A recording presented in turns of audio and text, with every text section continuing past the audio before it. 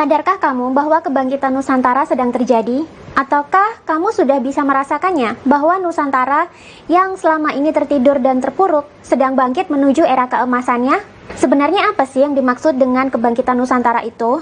Ini maksudnya adalah kebangkitan Indonesia yang selama ini terpinggirkan, terpuruk, kerap menjadi keset bagi bangsa lain, kerap terkalahkan oleh budaya dan paham dari bangsa lain, yang kehilangan jati dirinya, yang tertidur pulas selama ratusan tahun, kini mulai bangun dari tidur panjangnya dan mulai bangkit untuk menunjukkan kepada dunia bahwa Indonesia bukanlah bangsa ecek-ecek yang bisa dimanfaatkan oleh pihak-pihak tak bertanggung jawab.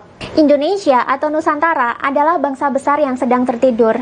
Jika selama ini kita lupa pada jati diri kita sendiri, maka di saat-saat inilah kita sedang disadarkan untuk melek, untuk bangun dari tidur panjang, dan mengatakan kepada dunia bahwa kita bukanlah bangsa yang terpinggirkan. Kita punya ideologi sendiri, punya jati diri sendiri, dan kita mampu berdiri di atas kaki kita sendiri. Kebangkitan Nusantara ini sudah lama diramalkan dalam karya-karya sastra kuno. Di antaranya adalah Serat Jangka Sabdopalon atau yang lebih terkenal sebagai Sabdopalon Nagih Janji, Serat Darmo Gandul, Serat Mahameru Kuno, dan Serat Jangka Jayabaya. Diungkapkan dalam serat-serat kuno tersebut, sejak punahnya kerajaan Majapahit, maka Nusantara akan mengalami kemunduran. Nusantara akan kehilangan jati dirinya. Nusantara akan terus menjadi bangsa yang dijajah dan diliputi oleh beragam konflik. Kelak 500 tahun kemudian, jati diri Nusantara akan kembali dan Nusantara akan bangkit kembali menjadi mercusuar dunia, dan seluruh dunia akan dibuat terpukau oleh kemilau kejayaan Nusantara. Setidaknya begitulah yang diungkapkan oleh Sabdopalon, sang pamomong gaib tanah Jawa, yang tertulis dalam serat-serat tersebut. Jika dihitung berdasarkan tahunnya, maka 500 tahun kemudian, era di mana kebangkitan Nusantara terjadi sudah jatuh pada tahun-tahun ini. Sudah jatuh pada generasi kita. Makanya, jika kalian merasakan perubahan drastis, baik dalam hal pengetahuan, spiritual, dan pemahaman dalam beragama dan berhubungan dengan sesama manusia, ini tidaklah mengherankan. Karena menurut apa yang diramalkan oleh leluhur-leluhur Nusantara, kebangkitan Nusantara sudah dimulai pada generasi kita. Dan kebangkitan ini memiliki banyak tanda. Apa sajakah tanda itu? Yang pertama, muncul pemimpin dari pinggiran kali Solo. Dalam Serat Mahameru Kuno tertulis ramalan Sabdopalon Nagih Janji sebagai berikut. Suatu ketika akan datang seorang pemimpin dari pinggiran kali Solo dan bakal mampu mewujudkan impian anak cucuku.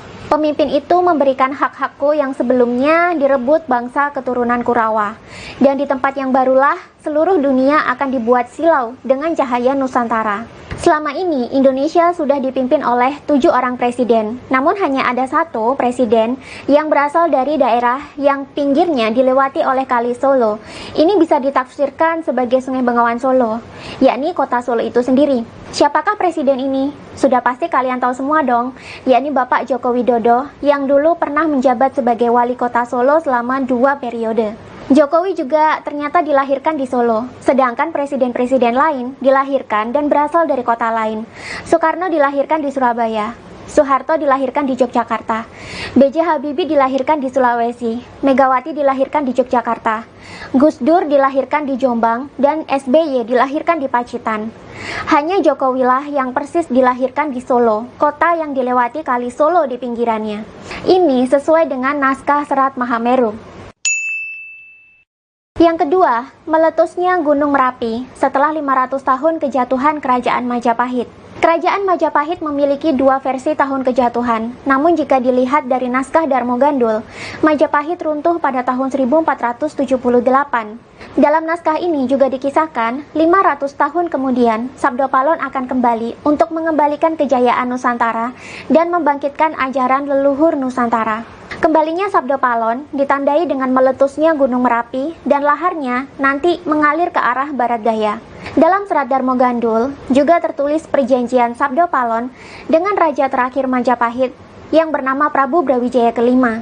Di situ tertulis bahwa masa kejatuhan Nusantara hanya berusia 500 tahun dan 4 zaman, di mana di masa ini Nusantara mulai jatuh kepada kekuasaan kerajaan Islam dan mulai mengalami kemunduran dari beragam sisi. Hitungan zaman atau masa paling dekat dalam sistem kalender Jawa adalah sewindu atau 8 tahun. Jika demikian, 4 zaman yang dimaksud adalah 32 tahun. Jika ditilik dari tahun kejatuhan kerajaan Majapahit, maka 500 tahun dan 4 zaman itu perhitungannya adalah tahun 1478 ditambah 500 tahun ditambah 32 tahun sama dengan tahun 2010. Ini adalah tahun terakhir kali Gunung Merapi meletus dan beritanya menghebohkan jagat pertelevisian Nusantara selama berminggu-minggu. Yang ketiga, ditegakkannya kembali agama Budi. Dalam naskah Jangka Sabdo Palon ataupun ramalan-ramalan Sabdo Palon Nagih Janji yang tertulis di serat-serat lain, disebutkan bahwa setelah 500 tahun terhitung dari kejatuhan Majapahit, maka Sabdo Palon akan kembali ke Nusantara dan mengembalikan agama Budi ke masyarakat. Sabdo Palon juga memberi pertanda jika Gunung Merapi meletus dan memuntahkan laharnya, kemudian bau laharnya sangat tidak sedap, serta laharnya mengalir ke arah barat daya, maka itulah pertanda bahwa agama Budi sudah kembali ditegakkan di tanah Nusantara. Dalam naskah Darmo Gandul terdapat penjelasan lumayan lengkap mengenai pengertian agama Budi ini. Dalam Darmo Gandul, Sabdo Palon menjelaskan bahwa agama Budi ini merupakan ajaran Budi yang menjadi inti ajaran agama Siwa Buddha yang dulu menjadi agama resmi Majapahit. Inti ajaran Budi adalah bahwa setiap manusia sudah dibekali Tuhan sebuah roh ilapi atau ruh ilahiyah yang menjadi inti manusia, yang menjadi nyawa manusia, yang menjadikan manusia bisa hidup. Ruh ilapi ini adalah perangkat rohani yang berasal dari percikan cahaya Tuhan, yang mengandung pesan dari Tuhan, yang mengandung pemikiran Tuhan, dan juga memiliki energi dari Tuhan.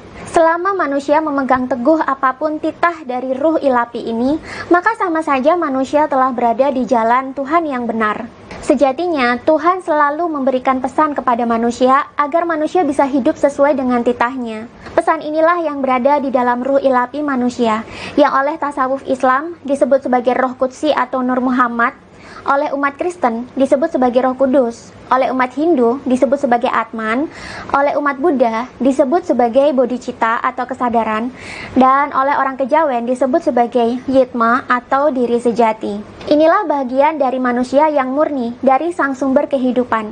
Jika manusia mengenali ruhnya, maka dia mengenali jati dirinya. Definisi ini juga selaras dengan ajaran kesadaran murni yang kini populer dalam budaya spiritual di barat. Dalam konteks kesadaran murni, ruh ilapi ini disebut sebagai higher self, the light atau inner self. Pesan yang berasal dari ruh ilapi adalah pesan dari Tuhan langsung yang berisi kecerdasan, kebahagiaan, dan kebijaksanaan.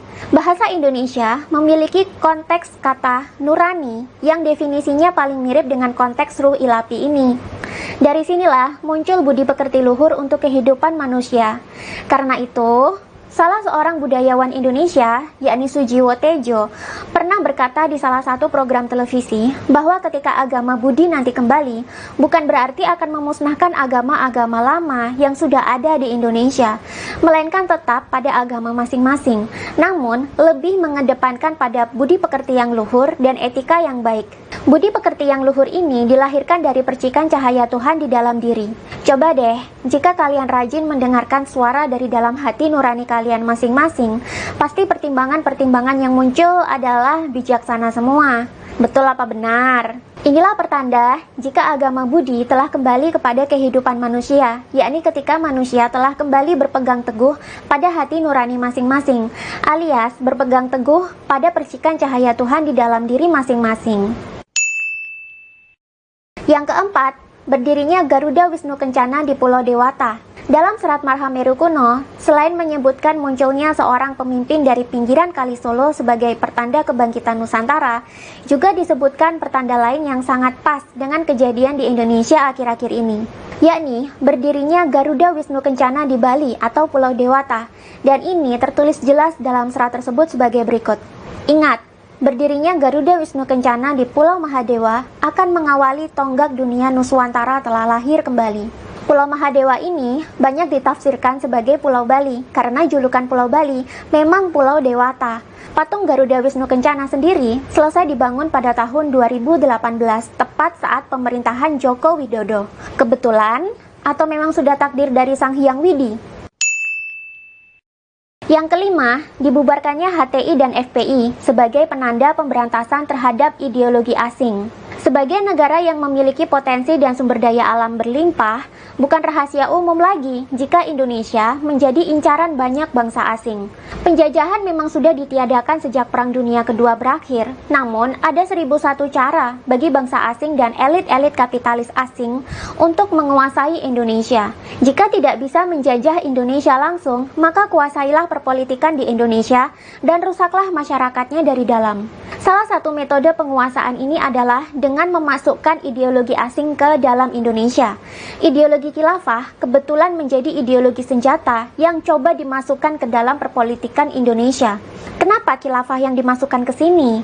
Karena mayoritas masyarakat Indonesia itu menganut agama Islam, sehingga umat agama Islamlah yang dikacaukan. Karena Islam di sini memegang suara mayoritas. Ideologi khilafah inilah yang banyak masuk ke Indonesia. Ada yang bilang mulai masif masuk sejak era reformasi. Ada yang bilang sejak era SBY menjabat, di mana saat itu SBY melakukan pembiaran terhadap gerakan-gerakan Islamis radikal dan pengusung ideologi khilafah. Ketika Joko Widodo menjabat sebagai presiden, radikalisme agama Islam dan sikap intoleran ini semakin meningkat. Ini adalah buah dari pembiaran era-era presiden sebelumnya yang tidak sempat atau tidak mau melakukan pengekangan atau pembersihan terhadap kelompok-kelompok garis keras yang mencoba mengganti ideologi Pancasila dengan khilafah. Karena itu, di era kepresidenan Jokowi, dua ormas yang terbukti mengusung ideologi khilafah dibubarkan tanpa persidangan. HTI yang jelas-jelas ingin mengganti ideologi pemerintahan Indonesia dengan khilafah dibubarkan pada tahun 2017. Sedangkan FPI yang terbukti berbaiat kepada ISIS, yakni organisasi terorisme di Irak dan Suriah yang juga mengusung konsep khilafah, akhirnya dibubarkan oleh pemerintah pada tahun 2020 kemarin.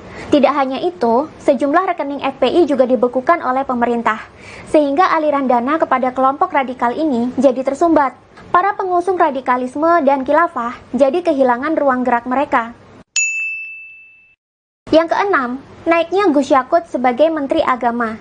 Setelah sekian tahun Indonesia dicekam dalam perkembangan radikalisme agama yang mengancam kebebasan dan kebinekaan, akhirnya muncul secercah harapan baru dengan diangkatnya Gus Yakut Kholil Qomas sebagai Menteri Agama yang baru pada akhir 2020 yang lalu. Gus Yakut yang juga mantan ketum GP Ansor dianggap mampu memberikan harapan untuk kebebasan beragama dan kepercayaan yang beragam di Indonesia. GP Ansor sendiri sudah lama terkenal sebagai ormas bentukan NU yang terkenal berperan aktif dalam menjaga keberagaman di Indonesia. Gus Yakut sendiri pernah berkata bahwa ia akan menjadikan agama di Indonesia sebagai inspirasi, bukan aspirasi. Agama seharusnya kembali kepada marwahnya, yakni sebagai ageman atau baju yang mempercantik perilaku manusia, yang menginspirasi manusia untuk berkembang ke arah kebaikan, bukan menjadi kendaraan politik yang berkedok aspirasi masyarakat, seperti yang terjadi saat ini. Dengan naiknya Gus Yakut sebagai Menteri Agama yang baru, diharapkan keberagaman Indonesia kembali terjaga. Agama kembali pada fungsinya tanpa harus menjadi alat politik. Dan ini bisa jadi juga menjadi pertanda dalam kembalinya ajaran budi ke masyarakat. Yang ketujuh, mulai bangkitnya ajaran leluhur. Ajaran leluhur ini tidak hanya sebatas pada ajaran spiritual saja, melainkan juga budaya dan filosofinya. Jika kalian lihat di sekitar kalian mulai banyak bermunculan anak muda yang mulai berani menampilkan adat dan budaya daerahnya ke sosial media, mulai banyak anak muda yang kembali menerapkan filosofi-filosofi leluhur dalam kehidupan mereka sehari-hari, maka ini adalah bagian dari bangkitnya kembali ajaran leluhur. Dalam hal spiritual pun, leluhur Nusantara sudah mengajarkan hal yang esensial, mulai dari kesadaran ruhani yang terwakili dalam frase-frase seperti Yitma, Ingsun, Diri Sejati, Guru Sejati, Ruh Ilapi, maupun sederet ritual untuk membangkitkan keterhubungan manusia dengan sisi rohani mereka seperti meditasi, penyelarasan sedulur papat limo pancer, dan masih banyak lagi, sesuai dengan yang diajarkan oleh leluhur di masing-masing daerah. Budaya-budaya seperti ini ke depan akan semakin banyak bermunculan dan mulai diminati anak-anak muda lagi. Yang kedelapan, bangkitnya spiritualitas Nusantara. Spiritualitas Nusantara sebenarnya berbasis pada ajaran Budi, seperti yang dijanjikan oleh Sabdo Palon, yakni keterhubungan manusia dengan sisi rohani di dalam dirinya, yang kalau dalam tasawuf Islam disebut sebagai Roh Qudsi atau Nur Muhammad, dalam Kristen disebut sebagai Roh Kudus, dalam Hindu disebut sebagai Atman, dan Buddha menyebutnya sebagai Bodhicitta. Ajaran spiritual lokal di Nusantara pun juga mengajarkan hal yang sama. Jika di ajaran Jawa kuno, sisi rohani manusia disebut sebagai Yitma atau guru sejati, kalau di daerah kalian disebut sebagai apa? Yang kesembilan, makin banyak orang yang berani menentang ideologi asing. Baru-baru ini, dalam videonya, Jokowi sempat mengingatkan kita untuk berhati-hati dengan masuknya ideologi transnasional yang masif menjangkiti Indonesia selama masa pandemi. Namun di satu sisi, juga mulai banyak orang-orang Indonesia yang mulai tersadar dan ikut menghalau ideologi asing ini dengan berbagai cara. Entah dengan memberikan pencerahan melalui konten-konten di media sosial, memberikan pemahaman kepada keluarga dan kerabat terdekat yang mulai terpapar radikalisme, atau memberikan pemaparan dalam ceramah-ceramah agama, seperti yang dilakukan oleh banyak ulama-ulama NU akhir-akhir ini. Kiai Haji Said Akil Siroj, Dr. Habib Muhammad Lutfi bin Ali bin Yahya, dan Buya Arazi Hashim adalah contoh beberapa pemuka agama nasionalis yang akhir-akhir ini sibuk berdakwah menghalau ideologi asing tersebut di atas mimbar. Yang ke-10, kesadaran bahwa agama adalah urusan pribadi yang tidak bisa dipaksakan mulai muncul. Dalam beberapa tahun terakhir, kebebasan beragama seolah menjadi sesuatu yang sulit dipraktekkan di Indonesia. Memang sih tidak ada bentuk pemaksaan agama secara terang-terangan. Namun, yang sering terjadi adalah kita masih sering mempertentangkan agama seseorang, keyakinan seseorang, mazhab seseorang, dan aliran yang dipilih seseorang, terutama jika seseorang tersebut adalah public figure atau mau mengisi posisi atau jabatan tertentu. Masalah mau menjadi pemimpin daerah atau mau jadi Kapolri saja, kita masih ribut loh soal agamanya apa. Padahal inti dari setiap agama itu sama, yakni mengajarkan manusia untuk bisa mengenal Tuhan dan berkelakuan baik di dunia. Seiring dengan bangkitnya spiritualitas di Nusantara, makin banyak orang yang mulai memahami bahwa agama ternyata adalah urusan personal masing-masing orang yang seharusnya tidak dipaksakan. Tuhan itu ibarat langit, dan agama ibarat jendela di rumah kita yang kita gunakan untuk melihat langit. Berbeda bentuk jendela akan menampilkan pemandangan langit yang berbeda pula. Namun sejatinya, langit itu hanyalah satu. Jendela yang berbeda menyebabkan sudut pandang yang berbeda pula. Begitulah agama itu. Agama itu berbeda dan memiliki metode sendiri dalam mengenali Tuhan. Namun sejatinya semuanya sama karena sama-sama melihat Tuhan yang satu. Jika sudah sadar tentang hal ini, maka ke depan agama tak lagi menjadi sesuatu yang dipaksakan. Ke depan akan semakin sedikit orang yang ngotot bahwa agama X adalah yang paling benar. Namun semakin ke depan, semakin banyak orang yang sadar bahwa semua agama walaupun berbeda tapi memiliki inti yang sama. Yang ke-11, anggota Polri wajib membaca Kitab Kuning. Tahun ini, Komjen Pol Listio Sigit Prabowo diangkat menjadi Kapolri. Salah satu terobosan yang dilakukan adalah mewajibkan seluruh anggota Polri yang beragama Islam untuk mengaji Kitab Kuning. Ini dalam rangka untuk memberantas radikalisme yang sudah terlanjur merasuki tubuh Polri itu sendiri. Kitab Kuning sendiri adalah kitab yang menjadi pedoman ajar di pondok pesantren NU, di mana kitab ini mengajarkan inti beragama Islam yang lebih moderat dan ditulis oleh ulama-ulama salaf di abad ke-10 sampai ke-15 Masehi yang terbebas dari kepentingan politik dan perebutan kekuasaan. Dengan mempelajari Kitab Kuning, diharapkan anggota Polri mendapatkan pemahaman agama Islam yang bebas dari radikalisme. Kitab Kuning juga mengajarkan politik atau siasah. Namun, sistem politik yang diajarkan lebih mengarah kepada bagaimana mengkondisikan dan memastikan suatu kekuasaan benar-benar melayani rakyat dan demi keadilan sosial, bukannya berbasis pada kepentingan suatu kelompok tertentu seperti ideologi khilafah yang berkali-kali coba dimasukkan ke dalam Indonesia. Yang ke-12, sertifikasi ulama. Sudah jadi rahasia umum kalau banyak sekali penceramah agama yang lebih banyak menebarkan kebencian dan permusuhan daripada mengajarkan kebaikan dalam ceramahnya. Karena itu, mulai 2021 ini, MUI yang bersamaan dengan masa jabatan Menteri Agama yang baru, yakni Gus Yakut, mulai melakukan sertifikasi terhadap ulama-ulama di Indonesia. Ini tentu saja dalam rangka mengontrol penceramah agama, agar ceramah yang disampaikan ke masyarakat benar-benar ceramah yang baik dan berkualitas, bukan ceramah yang bersifat provokatif dan menebarkan kebencian. Yang ke-13, pembersihan radikalisme di tubuh ASN melalui tes wawasan kebangsaan. Ingat tes wawasan kebangsaan yang sempat heboh di KPK beberapa hari yang lalu? Akibat tes ini, 75 pegawai KPK dinyatakan tidak lolos, dan 51 diantaranya dinyatakan dipecat, karena terbukti lebih condong ke ideologi asing ketimbang nasionalisme. Tes ini memang tes wajib yang harus dilalui ASN atau aparatur sipil negara. Sudah bukan rahasia lagi kalau radikalisme agama juga sudah menyusupi tubuh ASN. Padahal ASN harusnya menjadi pegawai yang setia kepada negara, bukannya merongrong negara dari dalam dengan mencintai ideologi asing. Karena itu, tes wawasan kebangsaan menjadi wajib dijalankan untuk menyortir anggota mana yang benar-benar setia bekerja kepada negara dengan anggota mana yang cuma mau merusak negara dari dalam saja melalui paham-paham ideologi asing yang dianut. Hebohnya tes wawasan kebangsaan di KPK kemarin menyadarkan kita bahwa pembersihan sedang dilakukan secara aktif oleh pemerintah. Tidak menutup kemungkinan, ke depan akan lebih banyak lagi pembersihan yang dilakukan dengan beragam metode yang disusun oleh pemerintah. Yang ke-14, peninggalan sejarah yang terkubur kini banyak muncul ke permukaan Indonesia. Indonesia menyimpan sejuta misteri dari sejarah masa lalu yang tidak banyak terungkap. Literatur sejarah kita tidak banyak karena banyak peninggalannya yang juga hilang. Kini peninggalan-peninggalan itu mulai banyak muncul lagi ke permukaan. Jika dilihat dari segi spiritual, ini merupakan janji leluhur kepada generasi Nusantara juga. Nanti, 500 tahun setelah jatuhnya Majapahit, akan muncul kembali peninggalan kejayaan Nusantara masa lalu ke permukaan bumi. Ini bertujuan agar generasi kita bisa menelitinya, sehingga ketahuanlah bagaimana sejarah Nusantara yang sebenarnya di masa lalu.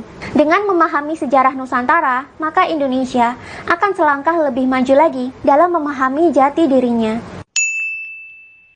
15. Kesadaran penduduk terus naik. Kesadaran yang dimaksud di sini mencakup kesadaran dalam berbagai hal, baik dari segi rohani, sosial, dan masih banyak lagi. Terlebih dalam hal spiritual. Daripada mempertentangkan perbedaan agama dan ritual, manusia lebih suka melihat kesamaan dari setiap agama yang mengajarkan pada moralitas yang baik dan ketuhanan. Daripada mengklaim dan sibuk mendoktrin sana-sini kalau agamanya sendiri adalah paling benar, manusia memilih untuk sibuk berintrospeksi diri, memperbaiki sikap, dan menambah kemampuan diri demi kebaikan hidup. Sekarang, mungkin orang-orang yang seperti ini masih sedikit jumlahnya, karena ini adalah masa transisi. Namun ke depan, akan lebih banyak lagi orang-orang yang mengalami peningkatan kesadaran spiritual. Alih-alih menciptakan pertengkaran atas nama agama, manusia lebih suka menggunakan agama sebagai sesuatu yang personal dan dijadikan media untuk pengembangan diri. Tak masalah apapun agama yang dianut, karena sejatinya agama adalah kendaraan manusia untuk menata kehidupan dan mengenal Tuhan.